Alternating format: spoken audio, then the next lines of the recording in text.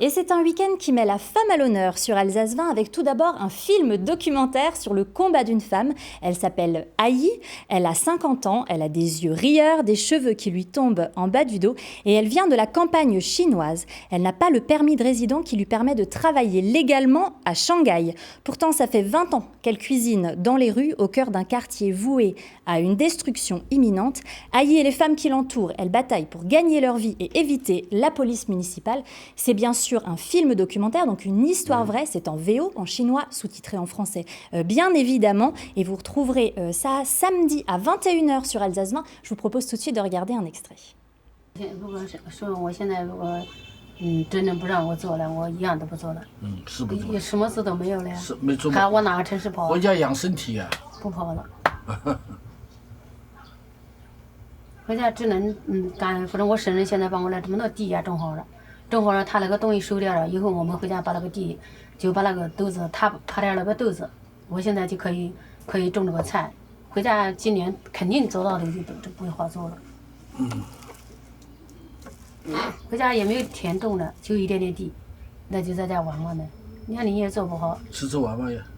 没事的。你弟弟不讲吗？2天7、8个炒面，你还去炒？没用的，没用的呀，能炒几个钱？都走掉了，没有炒不到的。Voilà, il y a également du théâtre. Oui, Lionel Éric, vous qui êtes de fervents lecteurs, vous avez déjà peut-être lu ou entendu parler de l'essai King Kong Theory de Virginie Despentes qui a été publié en 2006.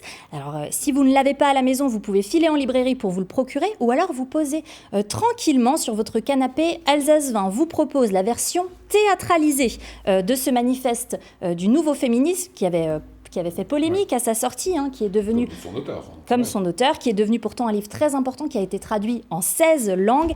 C'est cash, c'est trash, et c'est adapté par Virginie Despentes elle-même. Alors attention, c'est pas tout public, on le déconseille quand même aux moins de 16 ans, parce que ça parle viol, pornographie, ça parle également prostitution, mais ça se veut profondément humaniste. Je vous propose tout de suite de regarder un extrait. Mais qu'est-ce que vous entendez par là? Ma féminité, sincèrement. La féminité, qu'est-ce que c'est? Moi, je suis plutôt timide, en retrait. Bien sûr, des fois, je craque et je pars en vrille de façon pas très féminine, je confirme. Mais souvent très efficace, comme par hasard. Féminité.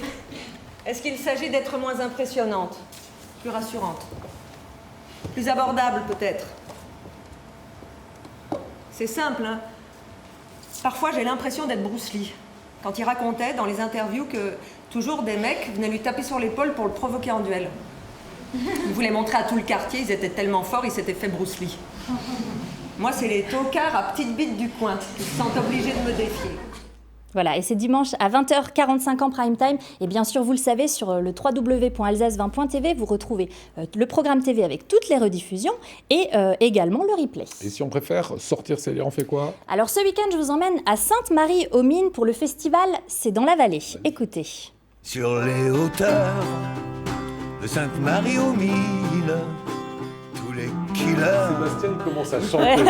Ça, c'est drôle, voilà, ça, c'est sympa. Alors, cette édition, elle est spécialement dédiée à Jacques Higelin, avec des festivités qui ont commencé dès aujourd'hui, avec un grand bal musical gratuit, suivi d'une soirée hommage à Jacques Higelin. Et à partir de demain, ça continue jusqu'à la clôture dimanche après-midi. La programmation sera très variée. Dimanche débutera avec un pique-nique musical qui se terminera avec un concert de clôture de Rodolphe Burger et Bertrand Belin. Il s'agit donc cette année de saluer Higelin d'une façon grandiose, mais aussi de donner un nouveau départ à ce festival qui est de plus en plus attendu par la population locale, mais aussi par les artistes eux-mêmes. Ça s'appelle C'est dans la vallée et vous retrouverez toute la programmation sur leur site www.c'estdanslavallée.fr. Ouais, c'était sympa ça. Musique encore, on change de style?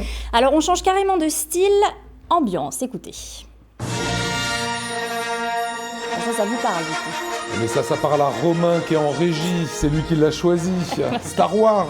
C'est ça, alors on part dimanche à 17h, cette fois-ci du côté du Zénith de Strasbourg, pour le ciné-concert Star Wars. Je vous en avais déjà parlé, la série de ciné-concerts Star Wars s'achève en apothéose avec une ultime adaptation après Star Wars, Un Nouvel Espoir, L'Empire contre-attaque et le Retour du Jedi. Ce dimanche, vous pourrez découvrir Star Wars, le réveil de la Force. Une expérience sonore et visuelle incroyable. incroyable, projeté sur un écran géant qui fait quand même 20 mètres et qui est en ultra HD. Et les séquences cultes du film s'enchaînent, sublimées par un orchestre symphonique. Cette fois, ce sera l'orchestre symphonique de Mulhouse qui reprend en direct les thèmes musicaux avec les 23 titres de la bande originale.